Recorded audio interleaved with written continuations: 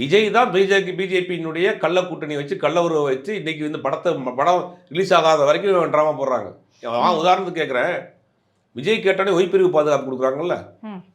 விஜய் கேட்டோடனே வெளிநாட்டுக்கு ஃப்ளைட்டில் சார்ட்டர் ஃப்ளைட்டில் மலேசியாவில் போய் ஆடியோ லான்ச் நடத்துறதுக்கு தனி விமானத்தில் போகிறதுக்கு பெர்மிஷன் கொடுக்குறாங்கல்ல.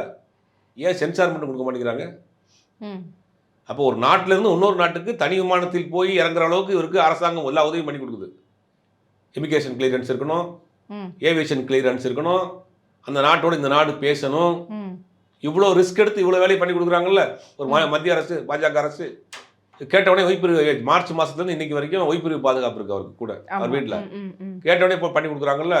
இவர் ஏதாவது இவருக்கு மேலே வழக்கு இருக்கா, இவர் ஏதாவது டெய்லி போராட்ட களத்தில் இருக்கிறாரா, இல்லை மக்கள் பிரச்சனையோட மக்களாக நிற்கிறாரா, வீட்டில் படுத்து கிடக்கிறவருக்கு ஒய்பிரிவு பாதுகாப்பு பாஜக கேட்டவுடனே கொடுத்துச்சா இல்லையா? அப்போ பாஜக தான் இவரை காப்பாற்றுகிறது, இவர் கேட்கறதா கொடுக்குறாங்க. இந்த விஷயத்தில் நாடகம் ஆடுறாங்க ரெண்டு பேரும்.